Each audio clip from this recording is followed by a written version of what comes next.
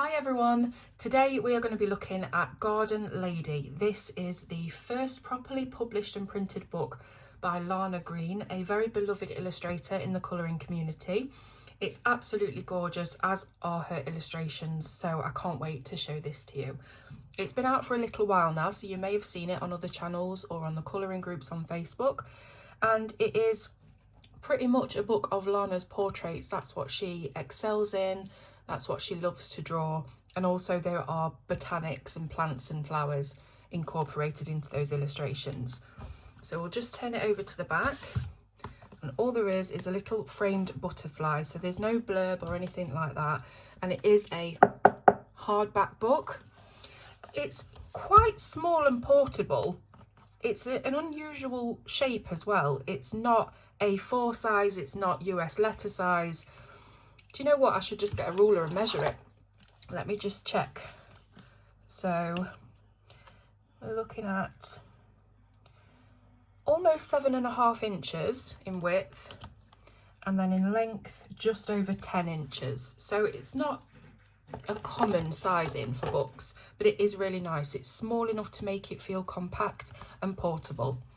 So with that lovely printed hardback cover, we open up, and I believe this is Korean. I think Lana is a Korean illustrator. If I'm wrong, I'm so sorry, but I'm pretty sure she is. So the Korean is translated to Garden Lady, Portrait and Botanical Colouring Book. We do have a bit of Korean language here as the prologue, which hasn't been translated, but I'll do that now. So I've got my Translate app. I'm going to take a picture and hopefully it should translate what's being said. Yes, okay. So it translates to, I always feel better when I look into flowers and plants. My heart, which fluttered like a plastic bag or a rest area, even when the wind blew a little, when I faced the mystery of nature, I focused on it and became calm like a small lake. Sometimes I buy a bunch of fresh flowers for watering. Then you can touch, smell, take pictures and enjoy flowers thriftily with colours until they wither. I hope you can colour and enjoy one by one as if you were enjoying a flower. I offer a painting of 30-year-old flowers that I have carefully smoked for months. Now, not a lot of that makes perfect sense, and that's because these translation apps are notoriously bad at properly translating or conveying what the person is trying to say in a different language. But I think we've got a bit of a gist there. She loves her flowers, and she's really tried to show that in her illustrations, the beauty of florals, etc. So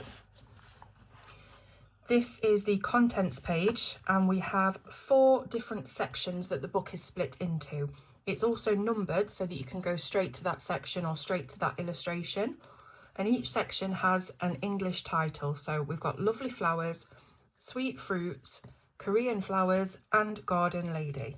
So obviously they all have different names, each illustration, but I'm not really going to try and translate them because it probably won't translate very well.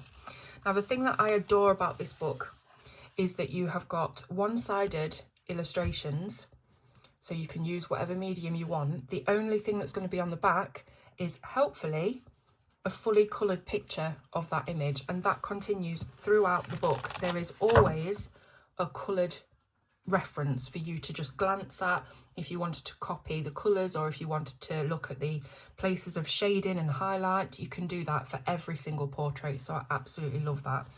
And again, with it being one-sided, you can use any material that you want. So we do have a bit of blurb on each one in Korean about the particular lady, about the flower, about the inspiration behind the illustration. So what I'm going to do is I'm going to try and translate just one of these and see how well it translates, just to see if we can get some. Yeah, here we go. Have you ever been taken away by the dramatic stripes of tulips? In fact, the pattern was started by a tulip infected with a virus in the Netherlands 150 years ago. Because of the virus, colourful patterns are formed. I can't believe that a sickly existence looks beautiful, but the infected tulips were transmitted to other tulips and could no longer be cultivated. After that, the Netherlands banned the sale of tulips infected by the virus by law to protect tulip farms. Something that I had no clue about, and that isn't translated perfectly, but definitely better than the prologue was. So we get the gist of what she's trying to say. I also want to see if I can translate this bit at the top. So apparently it says natural brush touch of tulip. This is why I'm not going to translate the whole thing, because it won't work out. So let's just concentrate on the illustrations themselves. But again, Lana's portrait, she's got to be one of the best, hasn't she, at doing portraits, along with Mariola Budek and a few others. Her portraits are simply beautiful, and they are all hand-drawn. Lana did do a video, I'm not sure if it was about a year ago now, maybe less, time just goes nowhere, but she did do a video about the importance of hand-drawn and hand-created art because of this influx of AI that we're getting. It was very heartfelt. It was heartbreaking to listen to, actually, to see how she'd been affected by the influx of AI. And yeah, I'd say go and have a look at that video. It's on her Facebook. I think it was less than a year ago, but it was quite long. I think it was probably about half an hour long, but it was her really clearly expressing everything that she has been through as a business owner and as an artist as a result of AI. So really, really good video to go and watch. So here's the next one. Again, I've got no clue what these flowers are, so I suppose the translation would tell us. But I don't want to keep translating because it just takes more time up in the video. But again, just absolutely stunning portrait, again with the coloured image on the side. And this is beautiful. Look at even the coloured images are just incredible, aren't they? So this is mostly a violet coloured image, and I love that palette with the little bits of silver and gold going through. The beautiful grey silvery hair. This is gorgeous. So this is a younger child with butterfly wings and a little butterfly friend on top of a bed of daisies. Now the ink itself, I don't know if it's the same all the way through. I think it is. Yeah, the ink itself is a brownish sort of colour. It's a sepia toned ink rather than a black or a grey. So it really adds to that sense of nostalgia, you know, like an old photograph. It kind of adds to that. It adds that to it. So I love it. I love the sepia lines. Now, as you can see, there are bits of cross hatching for shading. So just giving you a bit of an idea where you can put your shade in. But it's not heavily grayscale. It's that happy medium of not completely line work, but not, you know, heavy grayscale. And that's my favourite kind of portraiture to colour. So I think these are lilies. That's going to be my educated guess on this. But again, I love the colours that have been used. I really love, you know, thinking about how to emulate that on the page or just do something completely different. But it's just nice to have that reference there all the time. This is lovely. This has definitely got an oriental vibe with the clothing here. Again, with the butterfly. And I do actually recognise these flowers, but I can't. You know what I'm like with remembering things. I don't remember the name, but I do recognise the flowers. And here we have sunflowers. I know this one. This is a bit more sort of zoomed in onto the face, so you've got more of a face to colour rather than a body. And big petals for the leaves for you to practice colouring those as well. So the paper itself is lovely and thick. I don't really know how to compare it to another book. It's not as thick as Fairy Tales and Folklore, which has just come out, and it's the first one that came to mind because it is so thick. But it's definitely got a really decent weight to it. And the tooth itself, you can definitely feel it as you know, push your fingertips over the surface. You can feel that resistance and that grain, but it is not a deep or heavy tooth. I'll show you my coloured example later on so you can see it is lovely to blend on. Now then, what are these? Peonies? I think they might be peonies. Just look, I love how the pink ribbon interweaves throughout the braid and also shows up in the flowers and on this material in the background. I wonder if Lana coloured these or if she had, you know, colourists do that for her. Absolutely gorgeous. This is lovely. This would be a nice Valentine one, wouldn't it? Look at this fur trimmed coat and the black lacy gloves. very unique. I even love how she's emulated the thorns of the rose into this kind of headband. That would be quite uncomfortable, I should think, but it's nice how the green, you know, it's all mixed in, it's all cohesive. So here's a little girl with some lemons. Again, lots of ribbons to colour. There's a lot of things you can practice on this. The texture of the lemon skin, the texture of the leaves, the silkiness of the bows and the silk bands and things that are on there, the lace as well. So much opportunity. Okay, here's my finished coloured piece. Now, as you can see, I have gone on to emulate the colours on this side of the page as much as I possibly could.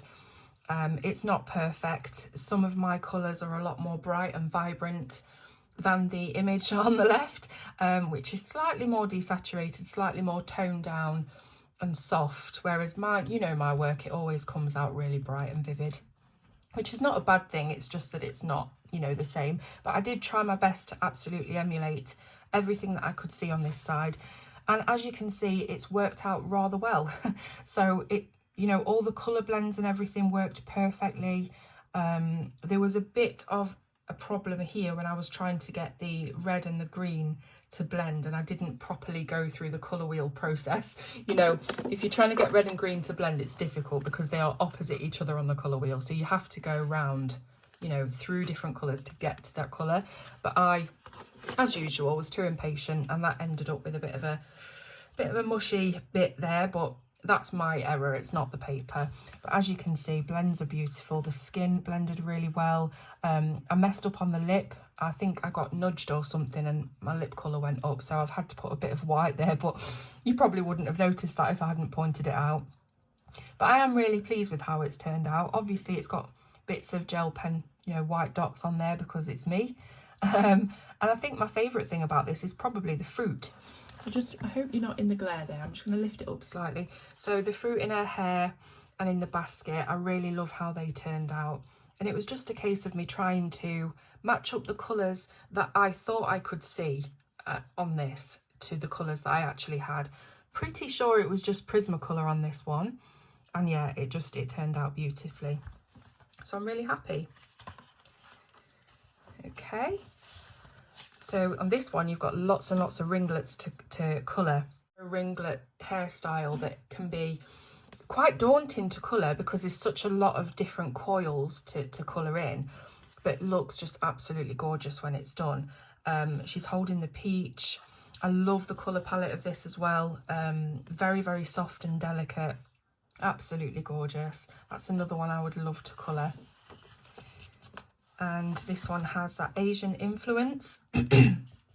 So almost like a geisha. That's the sort of theme that I'm getting from this. And yeah, you can just see how you've got a lot of space within the illustration to practice your blends. Sorry about that, I'm having work done. If you heard the saw go off. Oh, this is lovely. So it's almost French. It's got that kind of beret, French beret. And then I love this cherry dress with the ice cream, and I think it's a beautiful illustration. All of these are, but look at the little hearts in the eyes as well. Such attention to detail. Now this has got to be another one of my absolute favourites, this pineapple lady. Oh, wow. So her wrap, her shawl, her blanket that she's got wrapped around her shoulders is designed with the skin of a pineapple. She's got the pineapple earrings. Look at the headdress. It's just wonderful. What a lovely, summery, warm, beautiful illustration to colour. Now then, this one is looking a little bit oldie worldy Greek, maybe. The sort of drape of the clothes, almost toga-like, and the jewellery on the arms as well. And then of course you've got this bit of architecture in the back that looks very Grecian. I'm going to guess that was the inspiration for this one. But here you can practice doing some glass and obviously grapes and lots of silky flowy material. Oh, how beautiful is this? Little girl holding a caterpillar amidst all of these strawberry plants, and she's got the strawberry flowers and strawberries in her hair as well. I love the attention to detail, the zigzag parting that you might not have noticed initially, and the tiny little braids weaving through the hair. Just stunning. This one's really nice as well. I love the lemon and lime colour palette of this reference photo. I know I'm sort of focusing on the reference a lot because they are just so stunning, but you know, the actual drawing, the illustration for us to colour has been done so well.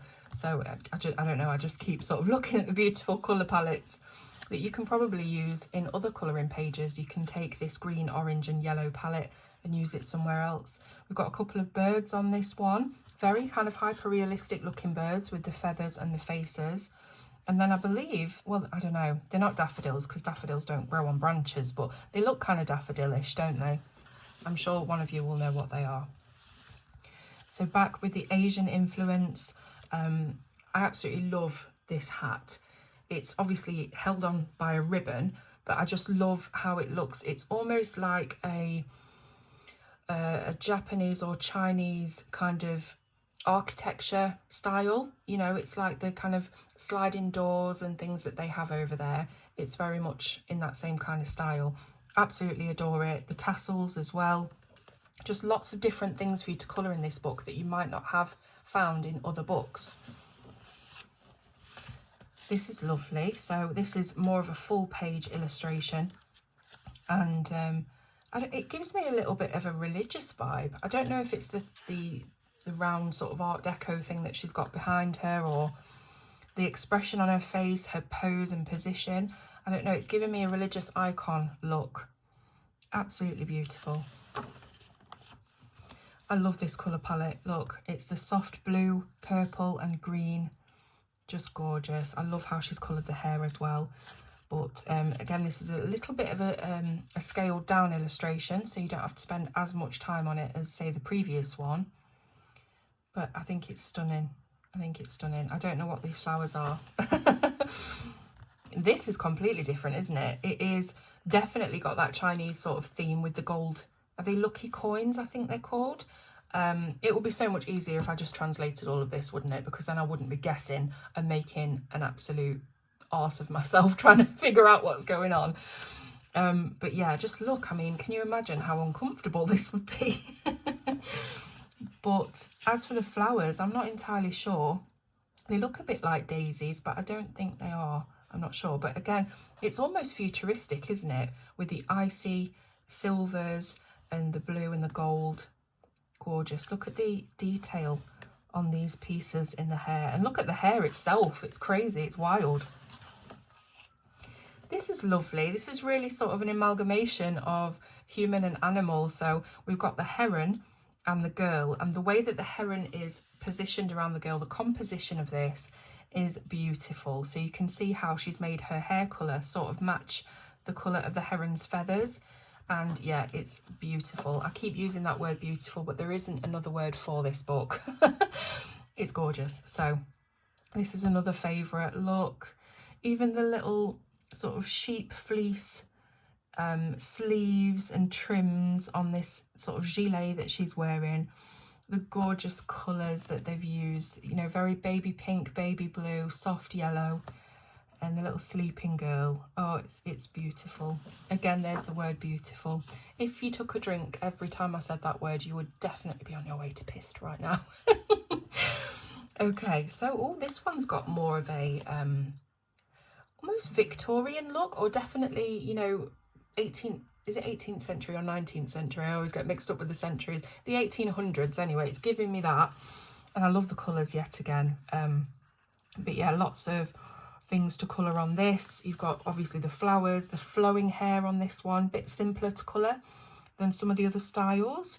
And yeah, really nice costume. For quite a basic illustration compared to some of the others, but still very nice. This again is sort of that oriental influence. I don't know what you would call this. If it was longer, I would say it's a kimono, but it's almost like a cropped kimono style garment. The earrings with the tassels. There's so many, look at the hairpins. There's so many little details in these. It's absolutely stunning just to find those. This one has those gorgeous big leaves that you would find probably in a jungle or in B&Q if you wanted to go and get one for your living room. But yeah, very simple again with the colours. You could do that yourself. You could start with the green leaves and then make whatever colours you think would go best with green. Make that for the top, make that for the hair. I usually start off with the colour that I know what something is in real life. So I would start off by doing the green leaves and then go from there as to which other colours I wanted to use. This is lovely. It's kind of flowing, almost elvish dress. Again, with the hair, it really does remind me of sort of Arwen, Lord of the Rings. Very flowing, silky, translucent garments. And then we've got the stalks of whatever plant or tree that this is, maybe a willow or something, with the little bells attached to it, and the little, I think they're blue tits or some kind of bird in that family, and the cute little gold headpiece there. Stunning. This one's fun. Look at all the colour that's been thrown into this. So we've got the fruit basket on top of the head acting as the hat.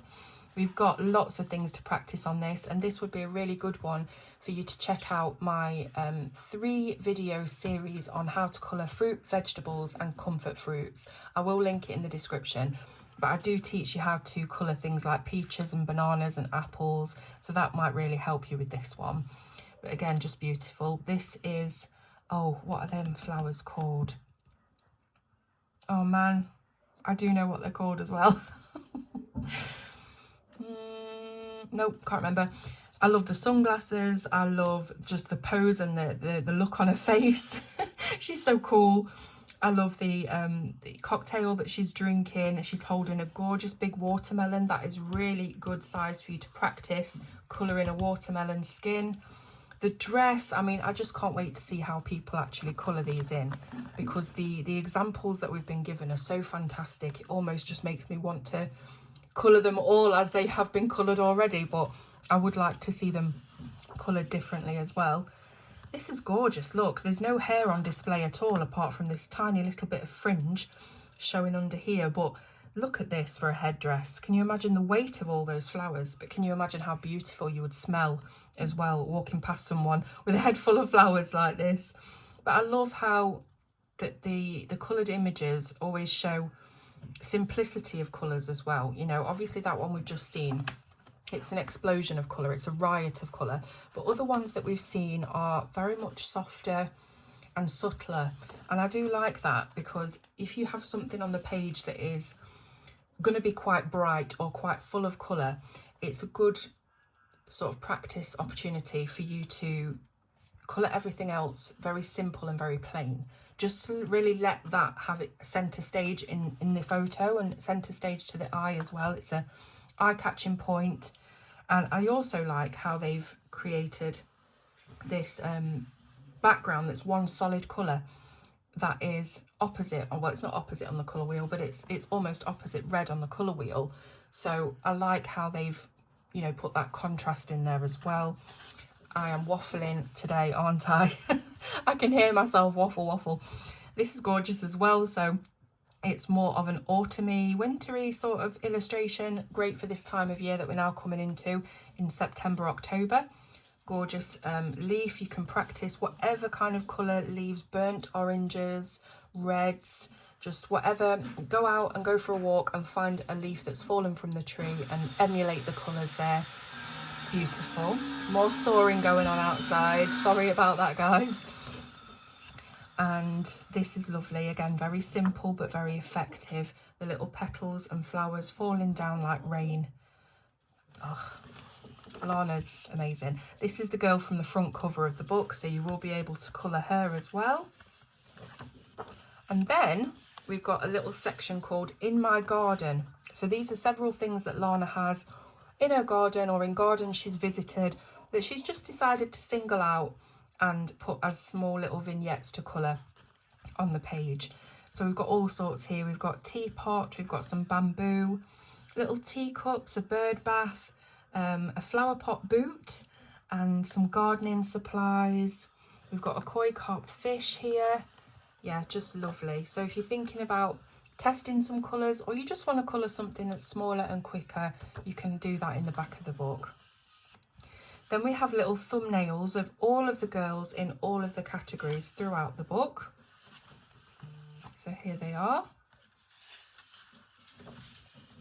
And finally, a little bit at the end, I'm assuming where you can find the book, because it's got Lana's handle on there, and there's an Etsy as well. But I'll leave all that in the description so you can go ahead and buy your book from wherever you want to buy it from.